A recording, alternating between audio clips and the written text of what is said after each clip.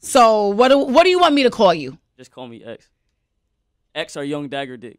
Love him or hate him, you can't deny the impact that X had on the music industry up to this day. I mean, he died nearly 2,000 days ago. I did the math on it, and you're still able to see how he impacted artists today. In the last couple of years, you can definitely see his influence in a lot of these artists, and even in some of the artists that were already established. So I'm going to go over some things that X had a massive influence on, and how he continues to be so present even 2,000 days after his death. So first off, X was the first kind of rapper to really popularize sort of emo rap. And if the world ever has an apocalypse, I will kill all of you fuckers.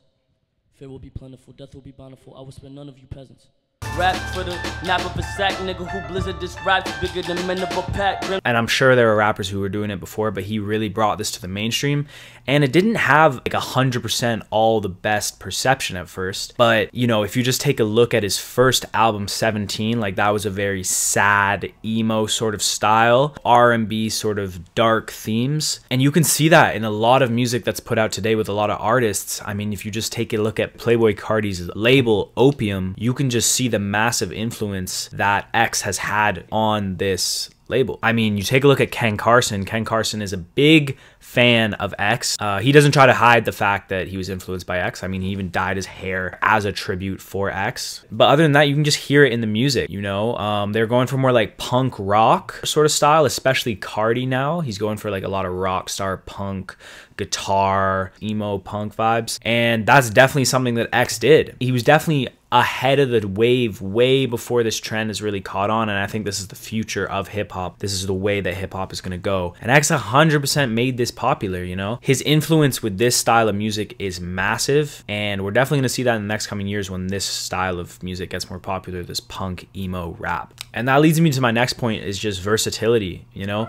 X was probably the most versatile artist that I can really think of. This guy was doing R&B, hip-hop, pop, Spanish music, metal music, all of these different styles of music, and he was doing them all so well, which is just absolutely insane. Wow, bought me new gun.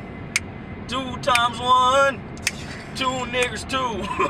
I need to shoot one. I shoot my niggas today. He was an artist that really just made music for the sake of creating. He just made music that he liked to make. And I found that, you know, when I was listening to him, I was back in high school, and I remember I would listen to him on the way to school and shit, and I would just be like, damn, this guy has like music for every mood that you're in. And now you see artists, instead of sticking to one genre, like even with Kanye, I mean, you see after X died, how many songs Kanye did with X, and no matter what song that Kanye chose to hop on with X, because they were never in the studio together, all the work Kanye did with X was after he died, sadly. But you could see Kanye going out of his regular habits of rapping or making pop music or whatever, and Kanye, we even got like a rock star, like metal Kanye on the song 1 Minute. So clearly he's a very influential artist even to this day, and his versatility just really stood out. Dead inside, spend a lot of times looking his head, man. Under the assumption love is dead. Alright, just let me be here. I swear to God, I do magic. I fought that bitch and I vanished. For love, I ain't bands like them Daniel.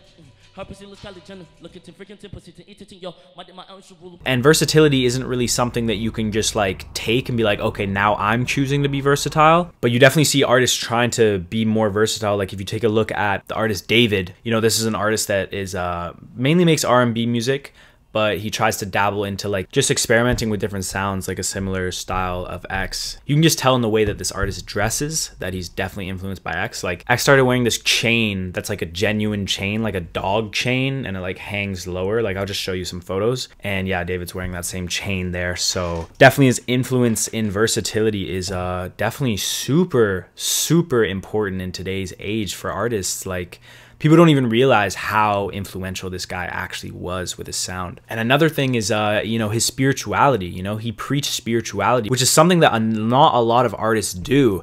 And, you know, there's a whole bunch of conspiracies as to why you can't preach spirituality, and whether it's with like the labels or management or whatever. There's a whole bunch of conspiracies. Like maybe I'll make another video on that. But X preach things like the laws of the universe. Yo, I appreciate the motherfucking effort though, bro. Real shit. Thanks, bro. You take your shit serious. No, bro. I do. This type of shit is gonna take you far. Keep following. Thanks, bro. I your dreams, appreciate it. It goes very far, and then just even realize your mind. Don't get caught up in everything that's outside of your mind. The more time you spend in your mind, I really want you to, really honestly want you to heed my warning, because if you don't, it doesn't go anywhere. Everything besides what you got planned does not matter. You gotta stay in your mind. Keep going, bro. Hey, man, I appreciate it so much, dog. That's me. Remember what I said, study your laws of the universe. Laws of the universe. Or get the master key. I appreciate it, dog. And he was doing things to like sort of expose sound frequencies in music that labels use to kind of like control people's minds. Point of music. What's the point of music? Niggas don't know. It's not always to have fun. It's not always to have fun. Sometimes it's to help people find themselves, because music is frequency programming. Music is frequency. What frequency are you being fed? And he had a YouTube channel that he would just go on spiritual rants, and like he was genuinely trying to enlighten the youth and people that listen to his music. The most important thing is that you have faith and believe in yourself before anything and anyone else. Because you yourself are a star.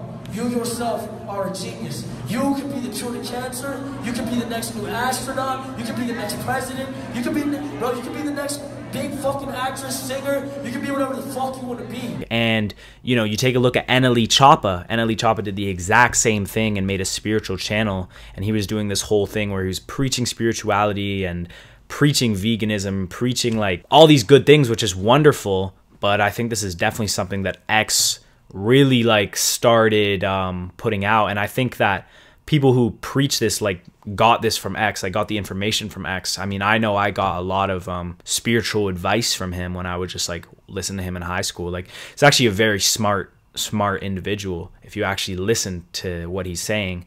Everybody will get their turn.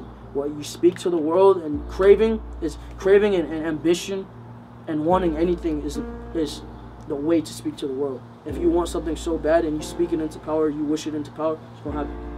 I'm firsthand, and I firsthand will tell you that. And I put my life on it. If you want something so bad, it will happen.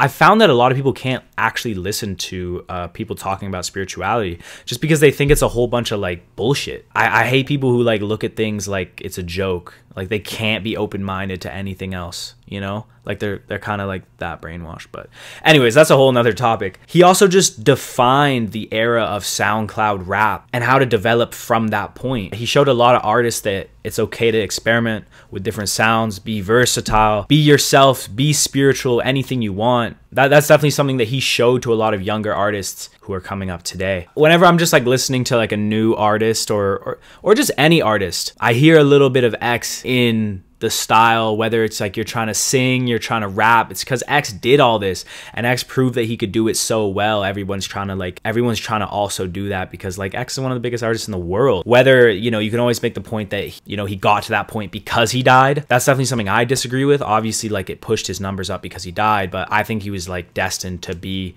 the artist that he is today.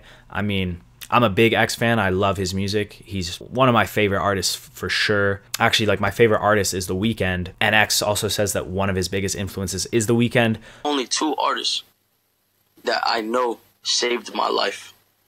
That made me made me the mind I am. Well, there's more artists, but there's the dominant ones. That's Kurt Cobain and The Weeknd. So as you can see, it's a whole chain of influences, but X definitely is very, very, very influential. It's too bad that he's passed and now everyone's giving him the flowers, but his legacy will live on, and it definitely lives on in the industry. So I just needed to bring light to that. But let me know what you guys think. If you liked the video, drop a like, drop a sub. I'm trying to hit 600 subscribers, so I'd really appreciate that, guys. If you liked the video, yeah, appreciate you guys. Peace.